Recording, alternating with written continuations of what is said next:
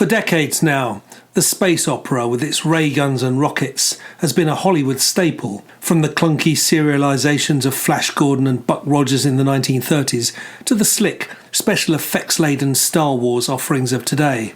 But since the 1950s, the world of science fiction has provided a new subgenre of horror, with alien invaders taking their place alongside zombies, werewolves and vampires. These aliens have taken many forms, from the deadly microbes which hitch a ride on our own spacecraft to wreak havoc back on Earth, as depicted in the Andromeda strain, an eventuality which NASA genuinely mitigates against by locking returned astronauts into isolation tanks, to the flesh-ripping nightmare creatures of Alien and The Thing. Our societies have been quietly taken over by insidious alien interlopers in Cold War paranoia classics such as The Invasion of the Body Snatchers and John Carpenter's still unsettling They Live. We have faced all-out assault by aliens bent on annihilating the entire human race in The War of the Worlds, Independence Day and Mars Attacks.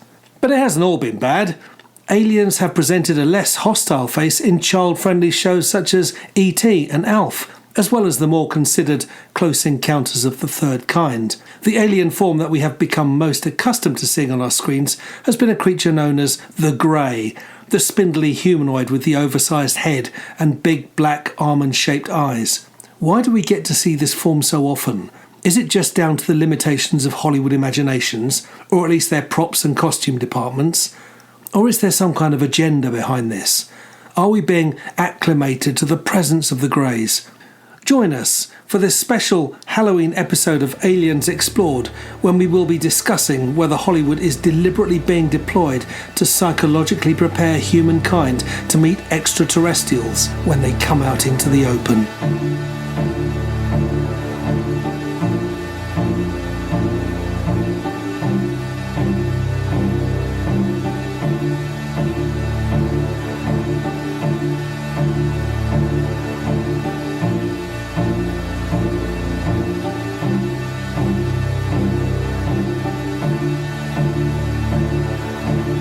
Aliens Explored is a weekly podcast exploring famous and obscure cases of UFO sightings, alien abductions and other strange events from both a believing and a sceptical perspective, whilst keeping an open mind. I'm Stu Jackson, a professional actor and amateur ufologist with a particular interest in the crop circle phenomenon. I'll be debating that otherworldly visitations are real. The truth is out there. And I'm Neil Kelly. I'm a professional actor as well and used to work for the military as an intelligence analyst. I'll be arguing from a more doubtful point of view. I mean, it's all a bit far-fetched, isn't it?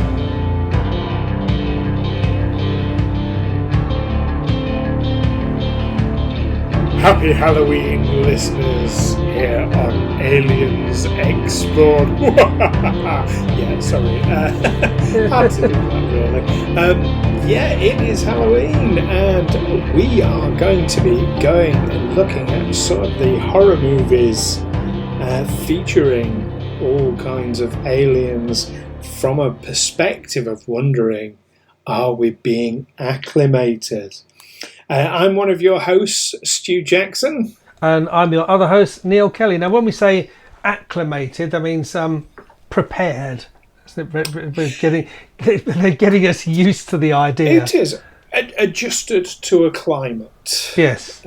Basically. So this is quite an interesting theory, this.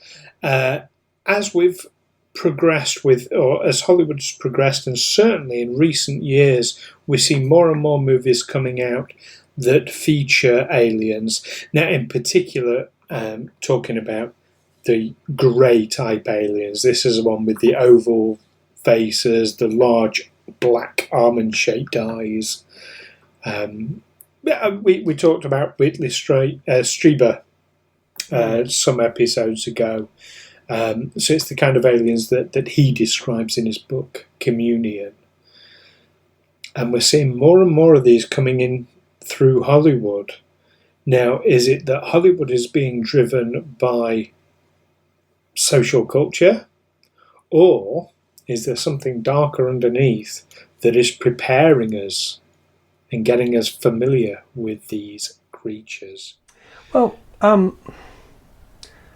with Hollywood, we know that, we're in the profession. We know that filmmaking is very, very expensive.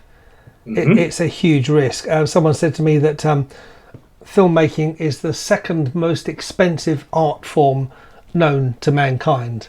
The most expensive being space travel. But second to actually launching things into orbit, space stations, or going to the moon, the next most expensive thing is making movies. And these days you can talk hundreds of millions of dollars. It's risk.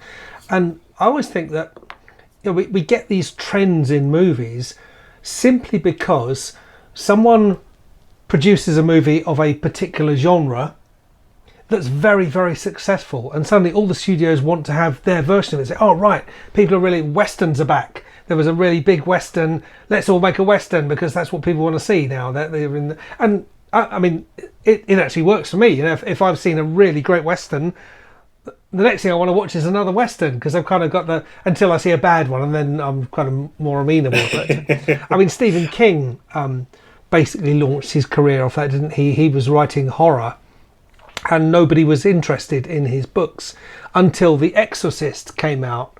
There was kind of a lull in, certainly as far as Hollywood was concerned.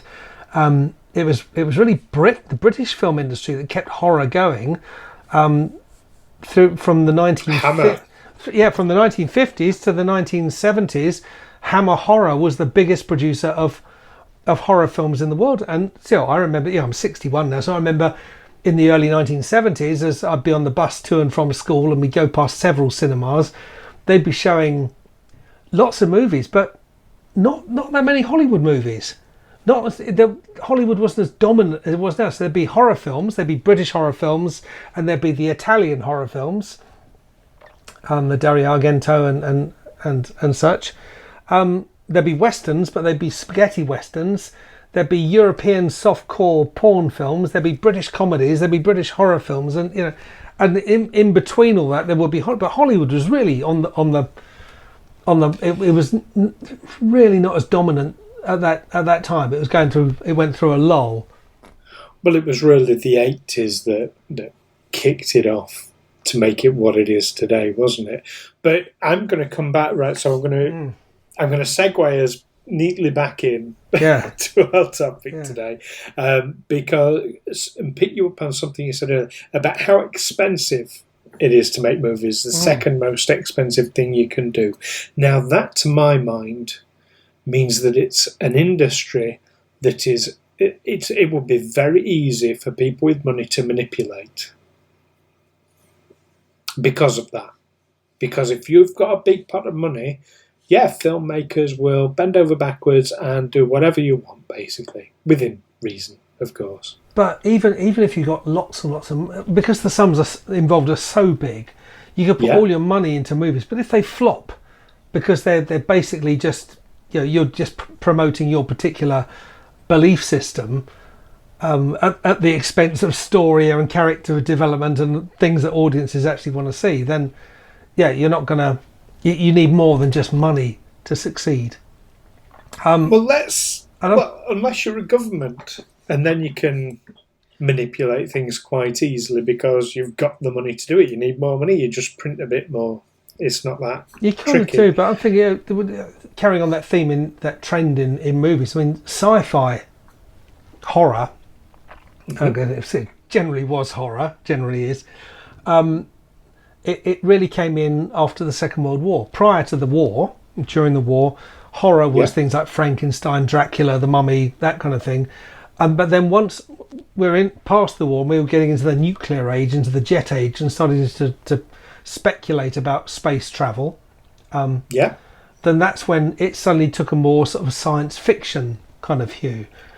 Although sometimes it was combined with things like Plan 9 from outer space, where aliens were going to invade the Earth and they were going to first bring the dead back to life to throw us all into confusion. That was I miss B movies.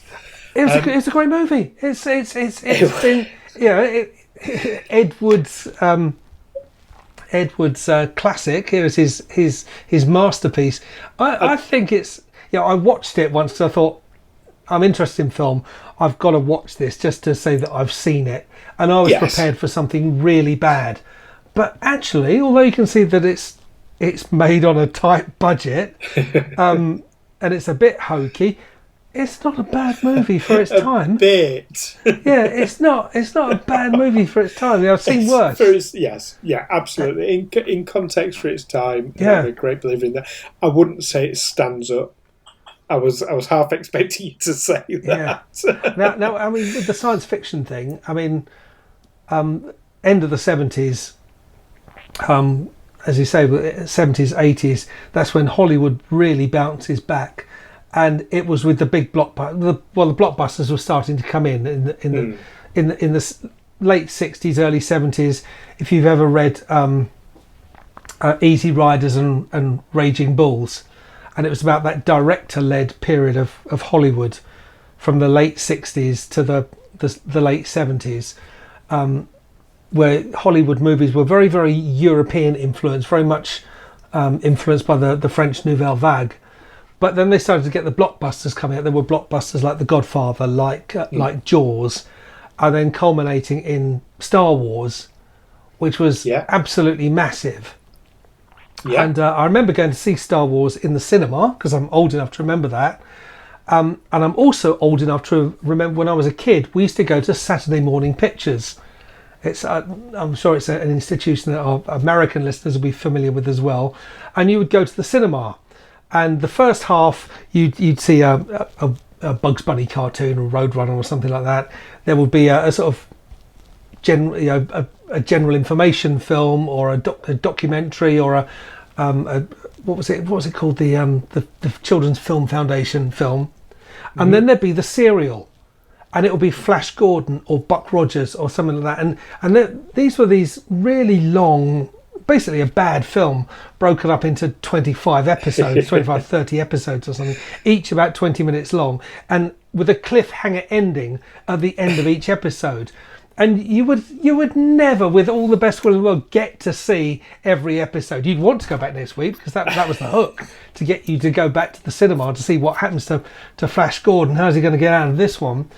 But so you were quite used to going to the cinema, and the first thing you see is episode 20 or episode 4 as it was. So when Star Wars came out and the first thing I saw was episode 4, I thought that's what they're recreating. It's a kind of it's a space opera basically, and to a large extent it was basically it was a well-made film based on some very dodgy space series of the 1930s, even 40s. Indeed. I feel we've got an off topic a bit here because what we want to talk about specifically is this concept of acclimation. Now, for me, it starts slightly after the period you're talking about. So when Hollywood was really coming into its own in the early 80s. And of course, there's some very famous stories about E.T., the movie. Now, for the first time, it was a number of firsts. So it was the first time really that we'd seen an alien who resembled the grey alien that we talk about. You know, the long, slender neck, the large eyes, the inverted triangular shaped face. So there's that element to it. There's the fact, I mean, it was a massive film, E.T. I can tell you something else about it that's culturally significant that might be of interest to our American viewers. It was probably the first time English audiences had seen trick-or-treating on film as a Halloween tradition. I mean, we had Halloween when we were kids, but we didn't really do anything with it. We were told it was a spooky time of year, whatever. But we didn't have trick-or-treat. But after E.T. was shown in 1982, was it? Now we have Trick or Treat in this country directly from that movie. So it's really had a lasting impact. So that just goes to show the cultural impact that these movies can have. So in that movie, you've got a friendly grey alien. I mean, it's not actually grey, but He's of that type. But he's friendly and cuddly and, he's lovely. So he's not... It's almost like a training film not to be frightened of aliens. Or a counter to a film that came out a couple of years previously, which was Alien, which would tell you that an alien is something you really need to be frightened of. In space, nobody can hear you scream. Indeed. And I remember that moment when that alien burst out of John Hurt's chest. Oh yes. And that was. I've heard about how audiences felt when Janet Leigh got stabbed in Psycho. They couldn't believe it. They couldn't believe that someone who they were kind of invested with, who they'd gone along in the movie with for quite some time, is suddenly just dead. And that's how it was with Alien. Suddenly we'd never seen anything like it before. It's hard to overstate how much of an impression that made on us. Oh, absolutely, and killing off such a bit. Same with Psycho. Janet Leigh was probably the biggest star in Psycho, and she gets killed off really early on. Yeah, but not really early. It's sort of a third of the way. It's like the end of the first act, isn't it? Oh yeah, it's about 20 minutes, half an hour into the movie. You're with her enough that you're invested with her. You've got it into your mind that she's the star of this movie, that this whole movie's going to be about her, and then suddenly she's just dead. Absolutely, the whole movie takes a sudden complete left turn. Yeah, and very similar with Aliens. But coming back onto E.T. now, I don't know if you're familiar with this story or not. Whilst E.T. was being made, of course, Ronald Reagan was president at the time, and as was his wont, he visited the set of E.T. And there is a very famous quote that he was overheard saying to Steven Spielberg, "Do you know there's only 3 people in this room who know how true this is?" That's what he was heard saying. And how many people were actually in the room at the time? More than 3. Number of people. More than 3. Quite a number, yeah. This was a set. So yeah. Now, it has since been decried, but quite early on, that story came out, and it was doing the rounds for decades. Mm-hmm. Absolutely decades. It's only really been decried that I'm aware of since the advent of social media, when the story started really gaining some traction and people really became aware of it much more. Now, Ronald Reagan, of course, he quite famously has had UFO encounters himself. He's seen UFOs and spoken about it. He tends not to speak, tended not to speak about it too publicly. Tended, yes. But yeah, no, he spoke about it publicly, that he'd seen UFOs. But let's just think for a moment, if that was an actual quote from him, and it was a scene where I think the alien was being taken away from the house because it was ill, or I think it was that scene in particular. But yeah, that's quite a bold thing for a president to say. Yeah. Now, of course, since then, we've had lots of movies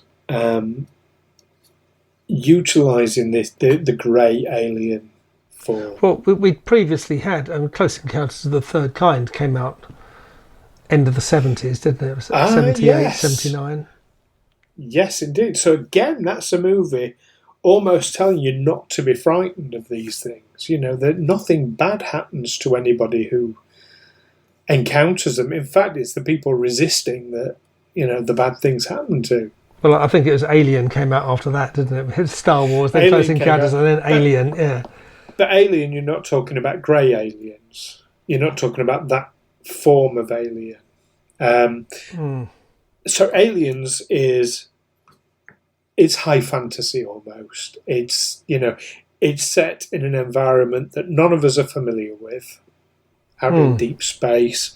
It's got characters that characters are very believable in it. I love the movie Alien and the whole series, but it's not fundamentally relatable. Whereas movies like Close Encounters and E.T., they're real people. They're people who live next door. Yeah, no. Or could quite easily. But, you have to be able to relate to people to have an interest in the story. And I thought, the crew of the Nostromo, who is just they're basically working stiffs, aren't they? Absolutely. And they're told they've got to make this diversion to pick up this package from another planet. Or their contracts will be nullified, whatever. They'll lose their bonuses or whatever, or lose their jobs. But how many of us work with an basically android? what they're picking up is who they don't know about, and they're basically being used to pick up something that's an extremely dangerous cargo. They're not being told that it's very dangerous. They're just told to pick it up. It's just been decided by the corporation that they're expendable, that they want this package because they can see its potential as a weapon. And what it reminded me of,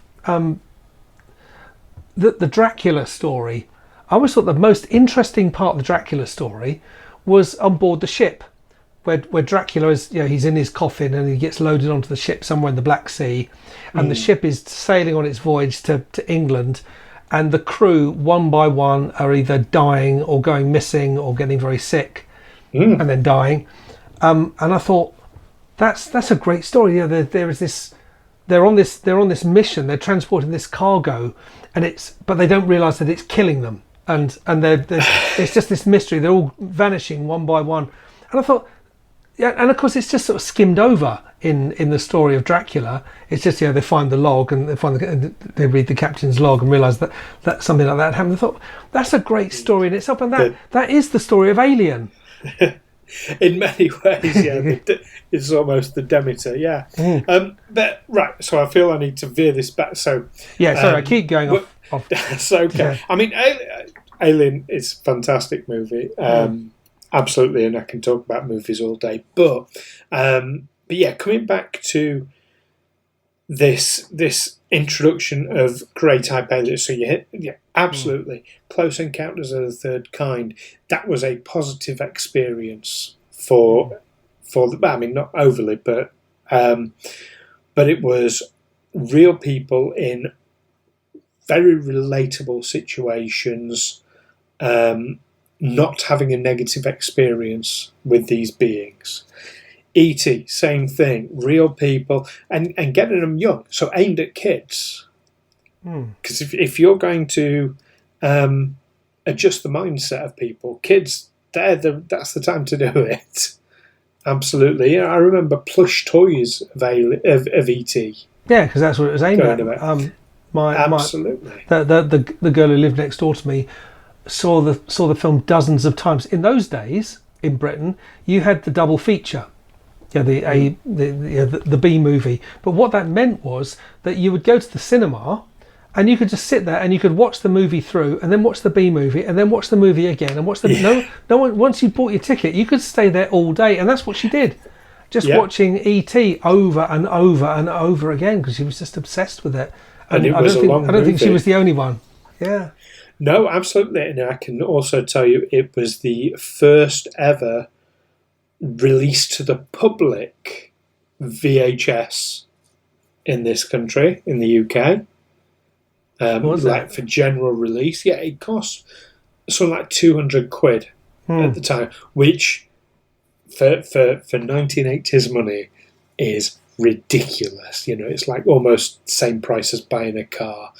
But literally it was like, oh my god, yeah, but you could just watch it over and over again. I mean, the price did come down very quickly. I remember in the early 80s, 80, 81, you could buy videotapes, and they, as you say, they cost sort of 70, 80 quid or something like that, or more. But I remember it must have been 1983. My friends and I regularly on a Saturday afternoon we would go down the local video rental shop and rent a video to watch before we went out. Well, renting was something you could do way before E.T. But that's the thing. Only the video shops could buy these videos and they would be paying hundreds of pounds for each video. But knowing that they could rent them out over and over again. But the price did come down very quickly. It did. To pocket money prices, Yeah, by the 90s it was really, cheap as chips. But yeah, so you've got that. You've then got a slew of movies throughout the 90s, right the way up to today. But I think before we get there, there's another film that we can't gloss over, and that is John Carpenter's They Live, which is a classic movie, and it's about the guy who's a down on his luck construction worker. He discovers a special pair of sunglasses, and when he puts them on, he can actually see the world for what it is. So he can see all these billboards advertising things. When he puts the glasses on, they're saying things like stay asleep, submit to authority, obey, watch TV. When someone hands him $1, it says this is your God on it. But he can also see that some people aren't really humans. They're actually these grotesque aliens. And this film was made in 1988. And it was ahead of its time insofar as it mentioned climate change. And it's basically saying what these aliens were doing was they were deliberately causing climate change, deliberately causing the temperature of the planet to heat up, partly because the activities by which they do that make them a lot of money, which give them more power, but also they want the world hotter because that's the kind of climate they prefer. They're actually warming the planet to their temperature. Well, yeah, but that sounds more like a blowing a lid off the thing rather than acclimation. This is but the warning was the aliens are already here. They've already taken over. These people who run the corporations, who run governments, they're nothing to do with you. They don't give a shit about you because you're expendable. They just want to wipe you out, basically. As a social commentary, I'm right there with them. If Hollywood is getting us ready for aliens, it's a bit of a mixed message that's coming through for me. But I honestly, I wouldn't include that one personally as part of the acclimation. Movies, so for me, it's not all about the positive image of aliens as well. I think when you look at movies like Independence Day, which again uses this grey alien as an example, which is another. It's a sort of classic 50s B movie remade in the 1990s with $100 million budget. Absolutely, but the image of the alien. So, what my point is, I think we have become so familiar through Hollywood with this image of an alien, with that particular image of the alien, that we are becoming steadily desensitized to it. And I wonder if that's perhaps the goal, is to just get us desensitized so we're not utterly shocked when one lands in the local park. Assuming it is a grey rather than an alien or a predator or a... Well, that's the thing. So the greys... The image of the greys comes from people recounting abduction stories in UFO mythology. It doesn't come from fiction. And that's where that line for me is drawn. I think where Hollywood is taking actual genuine experiences of people and using that same imagery, I've got to wonder if it's, are they just getting people familiar with it? Do you know, the movie, there's a great comedy movie by Simon Pegg and Nick Frost called Paul, which is about an alien who's... Have you seen that one? I haven't, no. I'm not a fan of Simon Pegg. What? Ooh, No. We need to have we'll be having words after this podcast, ladies and gentlemen. But yeah, so it's about an alien. Again, it's this grey alien, and he's voiced by Seth Rogen, so he's like wisecracking and he's a bit cool. But yeah, so he escapes from Area 51 and he ends up like going on a road trip with Simon Pegg and Nick Frost. And it's a really funny movie, but at one point he puts forward this theory. He says, they've been using me as the template to get you all familiar and to get you all prepared. And I just think, actually, there is... I can see it. I can see it happening. We have become the image of the grey alien has become so fundamentally part of our culture now that if one turned up, we could accept it. Almost. Almost. I mean, I'm thinking. I always hark back to this of H.G. Wells' War of the Worlds, which he wrote it was at the beginning of the 20th century or end of the 19th century. About these aliens who land, and people don't really know. They just realise this. They've been visited by someone from beyond, somewhere they can't imagine, in a impossibly advanced craft, and they can see that the aliens are busy with some sort of activity which they can't really understand. And then suddenly the aliens just lash out and they start slaughtering everyone left, right, and centre. Well, H.G. Wells was saying, well, this was a commentary on colonialism. That kind of thing is within the human experience. That's what the Aboriginals of Australia or the natives of Central and South America experienced when the European colonists arrived in these massive ships, the like they'd never seen before, and then suddenly these people are just killing them and enslaving them, wiping them out, and also with viruses. Do you know that puts me in mind of it's a genuine story. This. There is a town in, I forget which town it is, but it's out in the wilderness in America. It's like, almost like frontier. It goes back to frontier days, when these places were pretty isolated. I really need to find the name of this town. But there was a record, and the records still exist to this day, there was a spaceship that crashed down the road, and this alien, they found him and sort of patched him up as best they could, and he lived amongst them for a few years, and he ended up being buried just outside town. His gravestone even had a picture of a UFO on it, carved into it, and they accepted, he's an alien from another planet. He crashed just outside town. Totally took it in their stride. Absolutely amazing. But right now, anyway, it's time for our summaries. So I feel like we got off track a little bit. I hold my hand up to that. I was to blame for it. I got overexcited. I think a couple of actors talking about movies is probably a thing.